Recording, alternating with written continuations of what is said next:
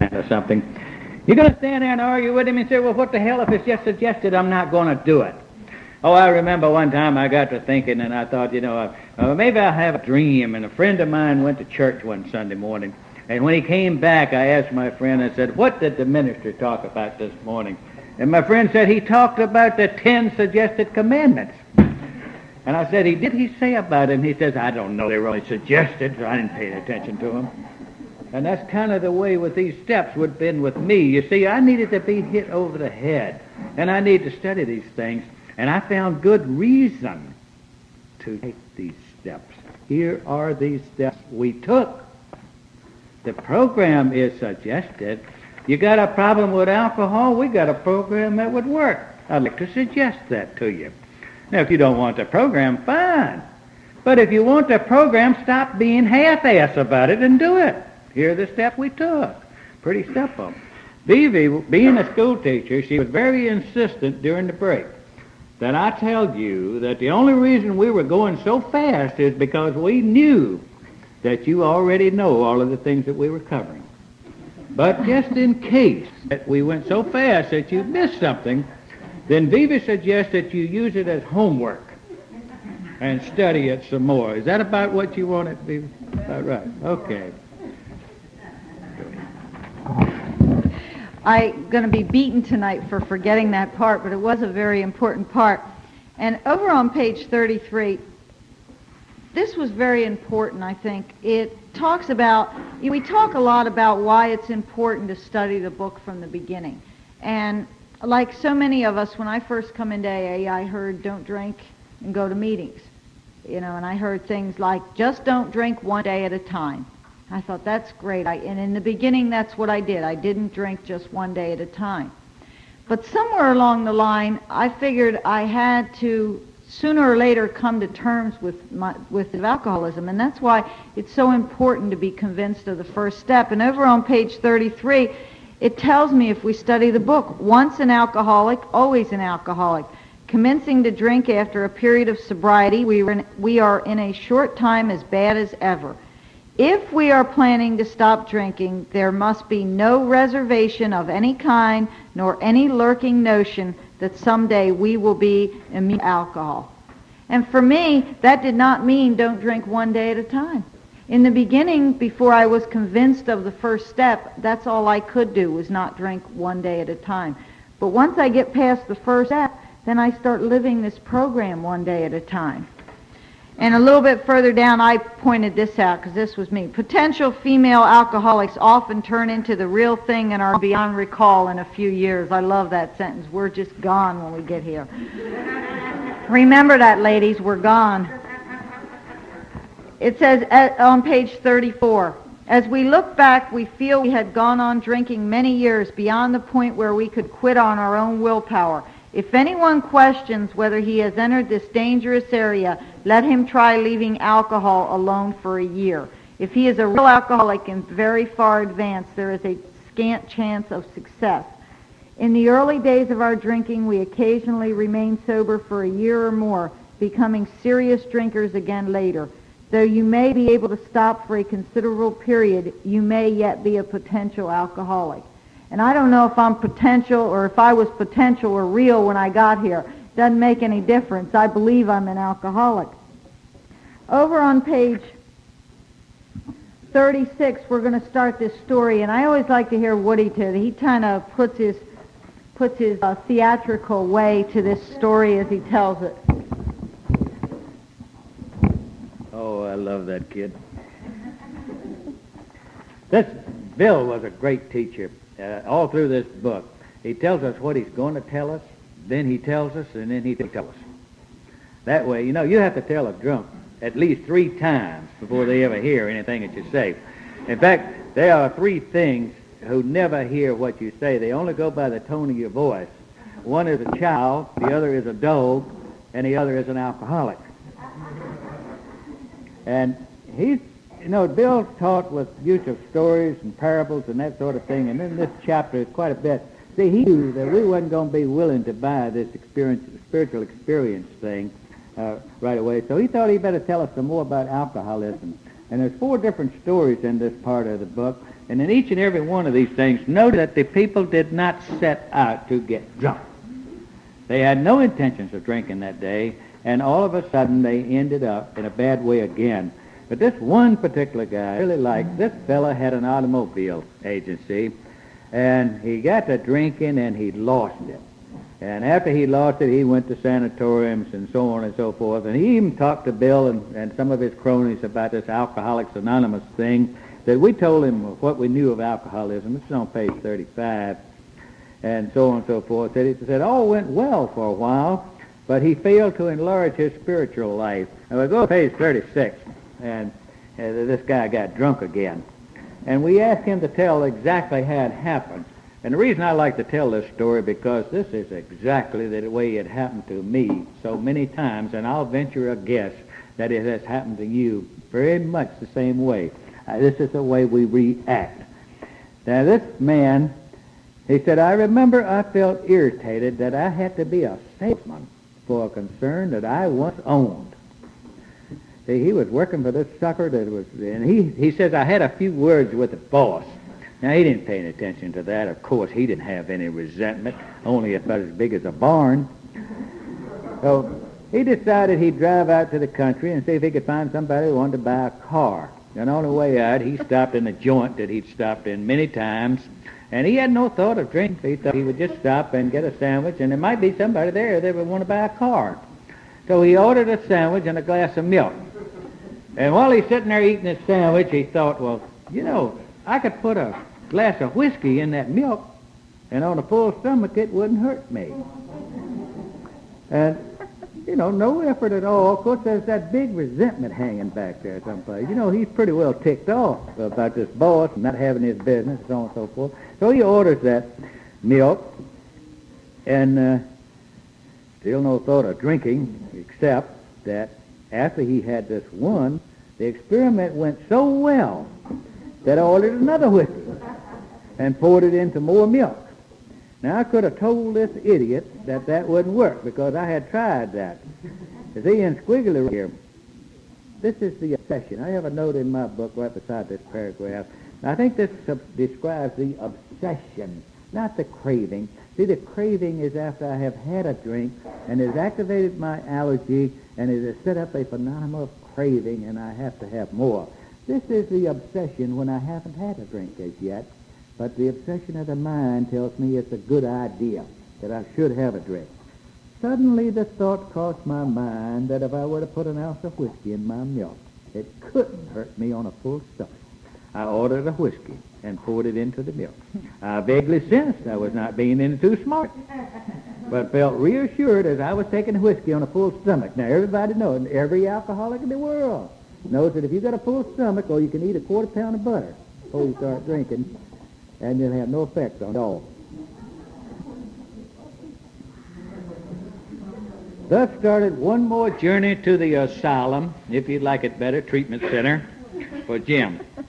Here was a threat of commitment, the loss of family and possession, to say nothing of the intense mental and physical suffering which drinking had always caused him. Squiggly writing. He had much knowledge about himself as an alcoholic. He had a lot of self-knowledge of all kinds. Yet all reasons for not drinking were easily pushed aside in favor of the foolish idea that he could take whiskey if only he mixed it with milk. Whatever the precise definition of the word may be, we call this plain insanity. Now, we're starting to talk about the second step here quite a bit, aren't we? You know, came to believe that a power greater than thyself could restore us to sanity. And I think what this chapter is talking the most about is this being restored to sanity. I remember when I was in AA for a little bit, I told the Stoop, who was my sponsor. I don't know why I didn't get any smart sponsors. All of mine were, you know, they didn't think the same way that I thought. And in fact, for 5 years, I never said anything right for this guy. But now, I told him, I said, I just came in here because I drank too much. I am damn sure not insane. He said, well, if you don't like the word insanity, why don't you try stupidity? And I thought about that for a little bit, and I said, well, I hate to think that I was stupid enough to do these things. Maybe insanity would be a better word. Well, usually when we're at the step in a meeting, or if we're at a step meeting or something, what goes around is everybody starts telling about the insane things they did when they were drunk. Now, this is not what we're talking about. Everybody does insane things when they're drunk. You watch a social drinker that gets too much to drink. They just don't know how to drink, and they make an awful fool out of themselves, Alcoholics know how to handle that stuff up to a point. But anyway, what they're talking about is the insane thinking that I have stone cold sober, not drunk. What could be more insane than for me to say I've been around AA for a while now? I think it'd be all right for me to have a couple of drinks. I believe I can handle it. That is pure insanity. Or maybe before we get to AA. Insane thing could be described as to keep on doing the same thing that I've always done and get different results. It just doesn't happen, because if you keep on doing what you've always done, you're going to keep on getting what you always got. That's an inevitable law of God. Now, that's not in the book, except in so many words. It tells about down near on 37. In some circumstances, we've gone out deliberately to get drunk, feeling ourselves justified by nervousness, anger, worry, depression, jealousy, or the like. If you've been in AA in a length of time, there are some horror stories. If you've been around pretty good while, you usually have a full of these horror stories. Whenever I get to this particular part of it, I never forget. There was a lady that came to Alcoholics Anonymous in Clearwater, and she did pretty good for about 6 months. And one day I went over to my bar, and she was sitting at the bar drinking a beer. And I didn't say anything to her. I went around behind the bar, and I started reading the paper. And she says, Woody, I guess you want drinking. And I said, it's none of my business. She says, I want to tell you. So I was very nervous, and my husband was in the Air Force at MacDill Air Force Base. And then my husband wanted me to go over and see the doctor and maybe get some tranquilizers to quiet me down a little bit. Well, that probably wouldn't work either. But she said, I didn't want to take tranquilizers because I had heard about these in AA. Said, so I asked God if I could have a couple of drinks just to quiet me down a little bit. And I thought he said yes.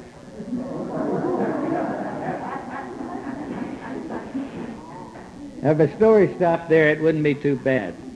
Just a few short months later, this woman was accused of killing her husband at Christmas time. And she came free with that. But just a few months after that, she continued to drink, and her father shot her and killed her. Is it worth a couple of drinks to calm my nerves? There must be another way. God can do for me what I cannot do for myself. If I can't calm my nerves, probably God can. And that's what this is talking about. Came to believe that a power greater than myself can restore me to some sane thinking. All through here it has stories. One other story that I'd like to mention that I didn't understand for a long time. If you read in here, it's about this joker that's a jaywalker. This cat jumps out in front of traffic at every opportunity. He gets every bone in his body broken. He's been in institutions, hospitals, time after time. He gets out and he walks out in front of traffic again and again and again. And I thought, what the hell is this in a book about alcoholism for? And I said, well, I guess Bill just wanted to entertain us. And he gave us this funny story about a jaywalker. And finally, the guy's wife sees him, and there was nothing left, and he walks out in front of another truck. He ended up back in the hospital, swearing that he would never again jaywalk. The very next day, he came out of the hospital. He walked in front of a streetcar and got his back broken. And I thought, why is this story here? What has this got to do with alcoholism? This guy is nuts. Anybody knows that, this guy's just got everything loose. He hadn't got a full deck. It's just everything is gone. And then I started to think, what's the difference in that crazy jaywalker and this crazy drunk that keeps putting alcohol in my system, and it keeps doing the same thing to me, and I'm expecting to get different results? I was just as crazy as that jaywalker. You know, I didn't like that much. But wasn't it true that I was just as crazy as that nut that kept jumping out in front of traffic? Down on page 41, it tells another kind of story on the same manner, and at the bottom of the page it says, I now remembered what my alcoholic friends had told me, how they prophesied that if I had an alcohol of mine, the time and the place would come, I would drink again. They had said that though I did raise a defense, it would one day give way for some trivial reason for having a drink.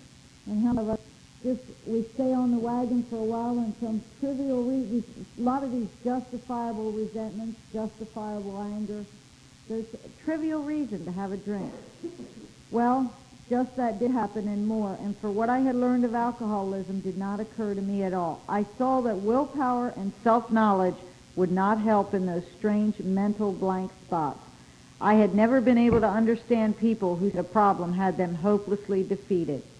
And that's the way it was with alcoholism for me. I knew that I had to say please in the morning and thank you at night. And I've had a lot of people come in since I've been in AA. I had one little gal that I've been sponsoring that she said to me one day, I said, you say please in the morning and thank you at night.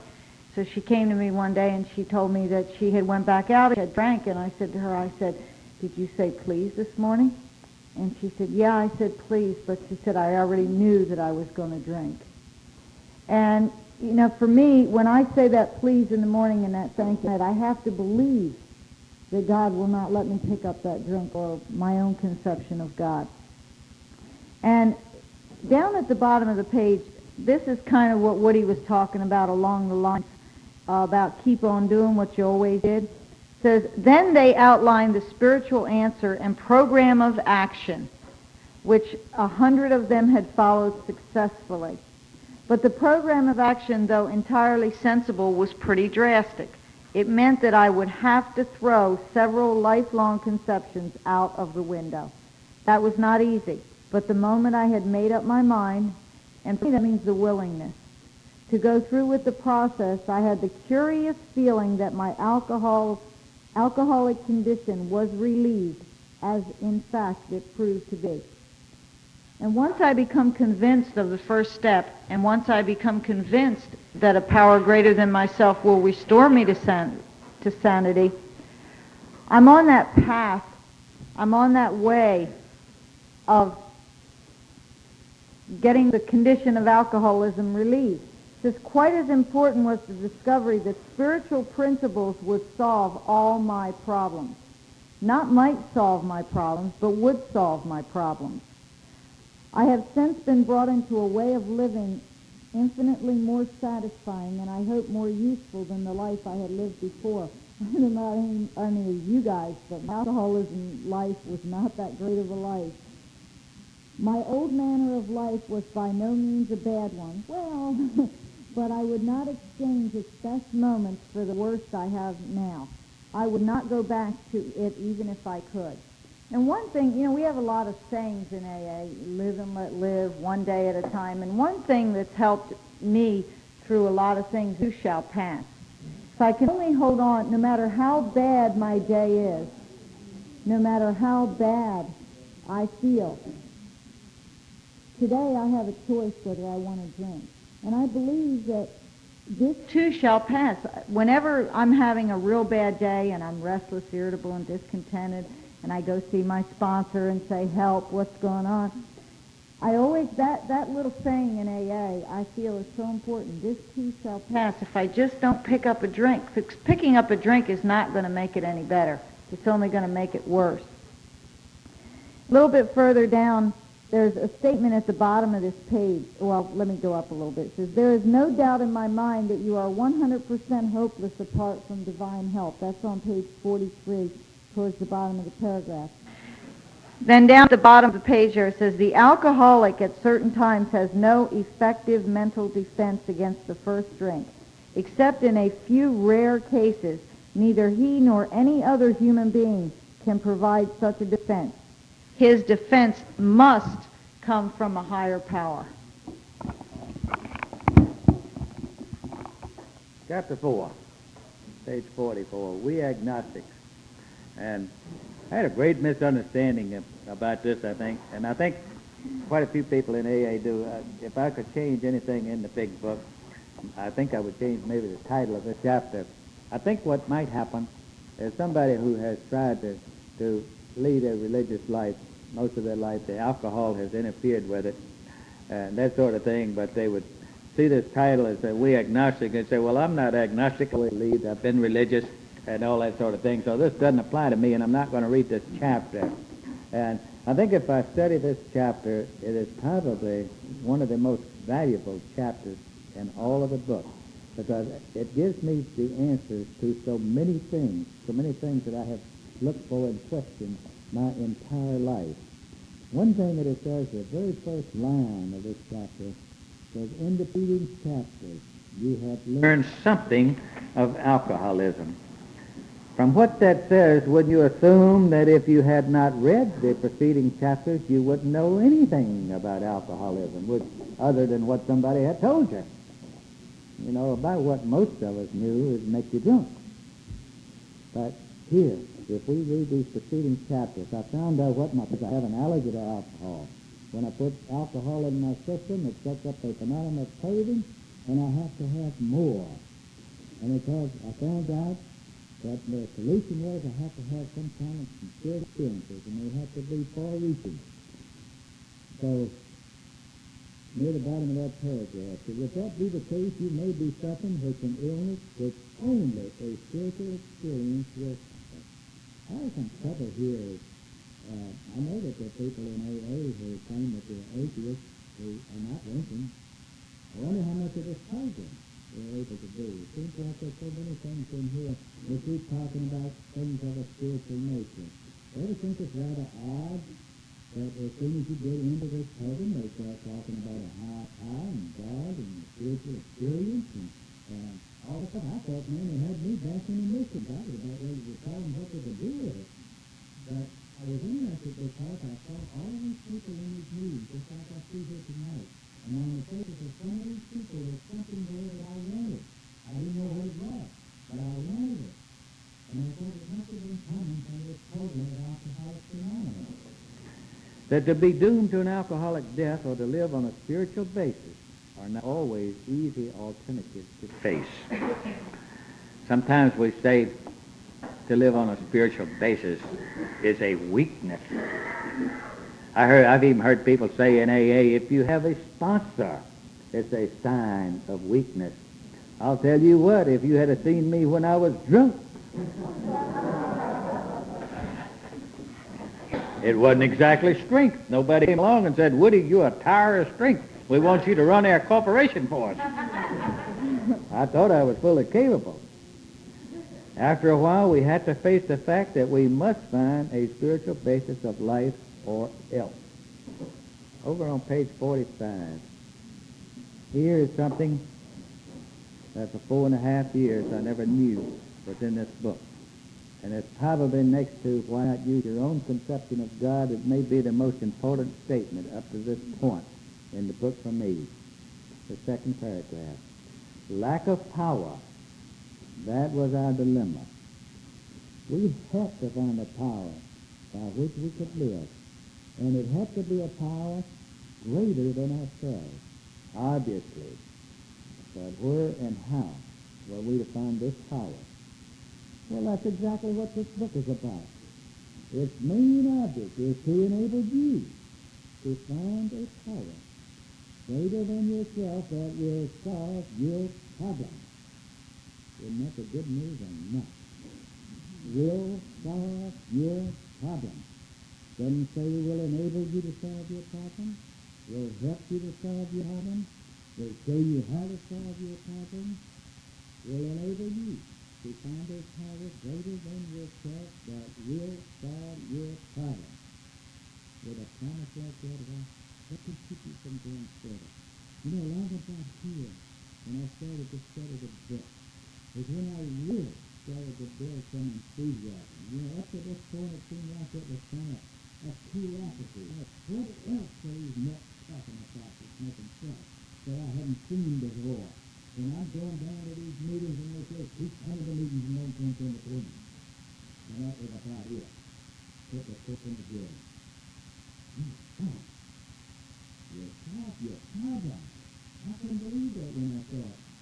believe that it took me 4.5 years to see it. Will somebody tell me how? Some of the old and wise people in Alcoholism Anonymous didn't point this out to me. And say, here, Woody, read this. This is what you've got to have. This is the good news. Why would you keep this secret from somebody? Why did you keep it a secret from a new people that come in? And say, don't get into this big book of Alcoholics Anonymous, or you just not there with your book. I always point out to them. This book will enable you to find a power greater than yourself that will solve this problem. I don't think I can talk about that enough. Oh, what a beautiful thing. And this 46, near the bottom.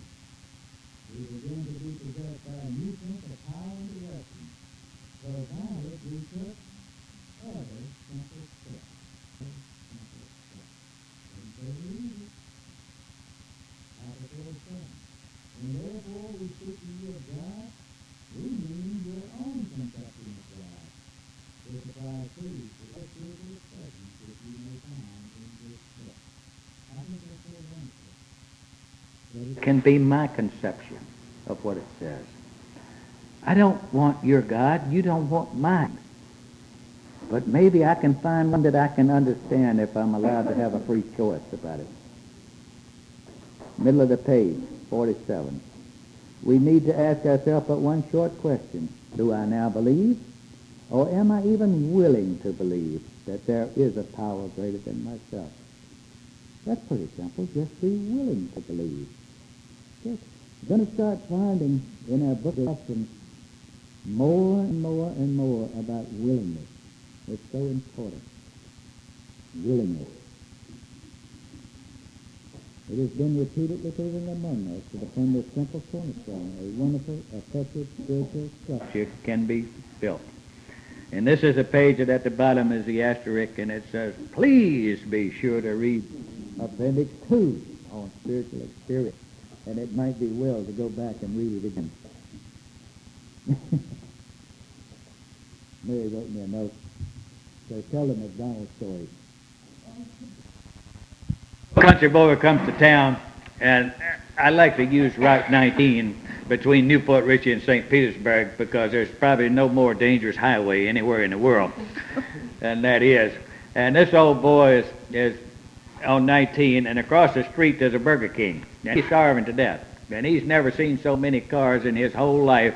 There's 6 lanes of cars plus the turning lanes going full blast, and everybody from New York is blowing their horns. I don't know why that is, but Michigan. This New Jerseyite says it's from Michigan that's blowing their horns. I don't know, but there's a lot of it going on, and this boy from the country is no doubt scared to death. And he's standing there and he's wondering, how can I get over to the other side of that, over there to that Burger King and get me a sandwich? I'm hungry. He doesn't know what to do. And about that time, some old man comes up there and he steps out to the curb and he looks both ways at the traffic, and after a while he gets a little break and boom, he's across the street and he's over there in that restaurant enjoying a hamburger. And this guy is standing there scratching his head, but boy, he made it. And about that time, a little old lady comes up. And she walks out to the curb, and she looks both ways, and she gets a break in the traffic, and zoom, she's across the street having a sandwich. And this old boy says, you know, I believe I can do that. See, that at the beginning. I believe that I can do that. And he steps out to the curb, and he looks both ways. And he got a break in the traffic, and he's across the street, ready to get a sandwich. You see, when he crossed that street, then he knew, didn't he? But he had to believe before he could try. And once he tried, then he knew that he could do it. That's kind of like the second step leading up to our third step. You want to talk about something? Over on page 47, at bottom it talks about when people presented us with spiritual approaches, how frequently did we all say, I wish I had what that man has. I'm sure it would work if I could only believe as he believes. But I cannot accept as surely true that many articles of faith which are so plain to him. So it was comforting to learn that we could commence at a simpler level. It was so comforting to me to know that I'd not have to believe the way Woody believed, or have the knowledge that I thought Woody had, or that Vivi had. I could commence at a simpler level. And that was refreshing to me. Over on page 49, it talks about, we read wordy books and indulge in windy arguments, thinking we believe this universe needs no God to explain it. Let me tell you something. When I was drunk, I would get into some windy arguments with you, and help me out here, Woody. I'll skip over that word. True. It would follow that life originated out of nothing, means nothing, and proceeds nowhere. Imagine that. That's the way I believed. Life it was just here. It didn't come out of nowhere or go anywhere. I was a rebellious drunk. So, I like to argue with you. Instead of regarding ourselves as intelligent agents, spearhead of God's ever-advancing creation, we agnostics and atheists chose to believe that our human intelligence was the last word, the alpha, the omega, the beginning, and the end of all. Rather vain of us, wasn't it? At the top of this page, I have a notation I made a long time ago. It says, be careful. They work. Another thing is, down at the top of the page, it talks, or bottom of the page, it talks about how we used to amuse ourselves cynically by dissecting spiritual beliefs and practices, when we might have observed that many spiritually minded people of all races, colors, and creeds were demonstrating a degree of stability, happiness, and usefulness which we should have sought ourselves. And how many of us, when we were drunk, we'd see people going to church on Sunday, and we're just crawling in from Saturday, and we say, look at them old bag going to church, look at her, and she wasted her time. Bet they're holy rolling. Yeah, they don't have no fun. Boy, we was to a mean party, and I, laugh at people. And deep down inside, I said, I wished I had what they had. It was amazing when I seen this in the book up the top, page 50. It says, instead we looked at the human defects of these people and sometimes used their shortcomings as a basis of wholesale condemnation. We talked of intolerance while we were intolerant ourselves. We missed the reality and the beauty of the forest because we were diverted by the ugliness of some of its trees. We never gave the spiritual side of life fair hearing. And I'm going to jump over to page 52. There's certain things in this book that kind of jumps out at you, I think, sometimes. And down in the middle, page 52, I used to read this a lot. And it talks about we had to ask ourselves why we shouldn't apply to our human problems the same readiness to change our point of view. And now if anybody here can relate to this next paragraph, just let me know. We were having trouble with personal relationships. We couldn't control our emotional natures. We were prey to misery and depression. We couldn't make a living. We had a feeling of uselessness. We were full of fear. We were unhappy. Yeah, poor me. Everybody's always picking on me. Pour me a drink. Yeah.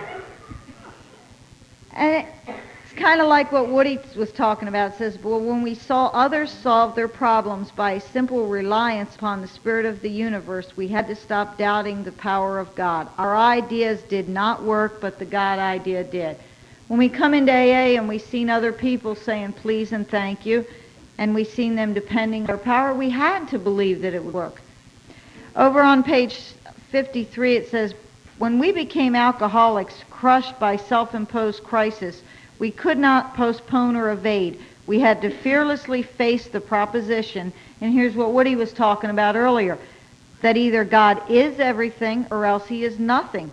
God either is or he isn't. What was our choice to be? When we come to Alcoholics Anonymous, we really didn't have much choice left. Over on page 55, Woody talks about this a lot, and I used to laugh when I first come in, and he said that we come into AA, and I was in the treatment center, and I would hear people say they were in there 3 or 4 days, and they found God. They were cured. They found God. And when Woody became my sponsor, he informed me that God was not lost. And that seemed to make a lot of sense to me. And then he pointed out over on page 55, I've got a little note here, it says, how to find God. And about the second paragraph down, it says, actually, we were fooling ourselves, for deep down in every man, woman, and child is the fundamental idea of God. It may be obscured by calamity, by pomp, by worship of other things. And did you ever think about that? How many times we worshipped other things? Jim Beam, Jack Daniels, really, we worshipped other things. But in some form or another, it is there. For faith in a power greater than ourselves and the miraculous demonstration of that power in human lives are facts as old as man himself. We finally saw that faith in God was part of our makeup, just as much as the feelings we have for a friend. Sometimes we had to search fearlessly, but he was there. He was as much a fact as we were. We found the great reality deep down within us. In the last analysis, it was only there that he may be found. It was so with us. And one thing that was important to me, and I tell this story because, and then I'm going to ask Woody to tell another story. I was having a real hard time with finding God. I was raised as, Catholic, and people laugh, but I would say, how can you sit there? And we had a moment of silence in the beginning of AA. And I used to say in my sick mind, God can't possibly hear all of us. I mean, we're not talking. How can he hear us? And that's why I never could believe in prayer. If I'm talking out loud, he's hearing what I'm saying. But if I'm having a moment of silence, how can he hear what I'm saying? And I could not believe it. And then Woody come one day, as he always did, he told me a story. And that answered my question. I'm going to ask you to tell another story, Woody. The God in me salutes the God in you. That statement, let me just talk about that statement just a little bit. And I had wondered about where to find this God, too, until I heard somebody say he wasn't lost. And I said, if he ain't lost, where is he? And then this is when this was shown to me, that God is inside of me. And what a revelation. You see, I once again, I was looking for a great conversion of some sort. Something was going to happen to me to make me pure and wholesome and ready to meet God, and so on and so forth. And I still hadn't got to that. But when he told me that God was deep down inside, and there is a story that kind of demonstrates this, I think. They tell the story about when God made the world, and he and the angels were sitting around after they had finished it, and they were talking. And God says, said, I'm going to have to find some place to be that man will not find me too easily. And the angel said, well, I know you could go deep down in the sea. They never find you there. And God says, oh, yes, so they're going to have diving equipment and submarines. Oh, you're going to have all kinds of things, and they'll find me there. And another angel says, I know, said, go up on top of the highest mountains. And God said, no, so they'll have airplanes and that kind of thing, and they will find me on the top of the mountain without any problem. Another one says, how about deep into the earth, way below the surface of the earth? And he says, no, they're going to have all kinds of drilling equipment, and they will make mines and tunnels and wells and all that, and they will find me there. He says, I know what I'll do. He says, I'll be in the heart of every man, and he'll never look there. I never had. I had never looked there. The God in me salutes the God in you. I firmly believe that each and every one of us has God inside of us. And you see, to this alcoholic mind, that made sense. That, and he made me wait like a year before he told me that story.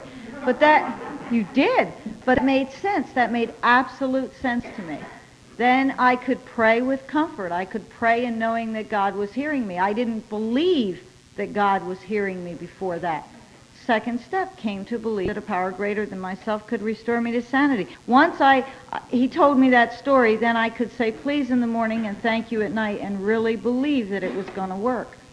And over on page 56, there was one squiggly writing sentence on that page that jumped out to me. And I thought, we talk about how egotistical we are as alcoholics and how we get into the big I and this, that, the other. And the one thing that jumped out to me was, who are you to say there is no God? And I thought about that for a while. Who am I to say there is no God? There's an interesting thing here in the book. It has not talked about alcohol since the doctor's opinion. Hadn't told me not to drink. told me about the evils of it and so on and so forth. It's been talking about my living problem. It's been talking about how I can get some help.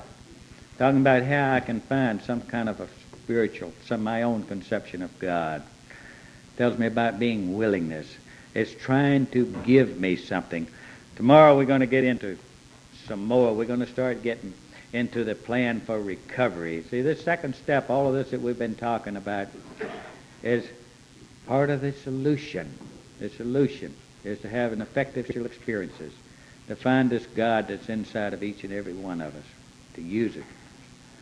That's what this book is all about, to enable you to find a power greater than yourself that can restore you to sanity. Any announcements, Carl?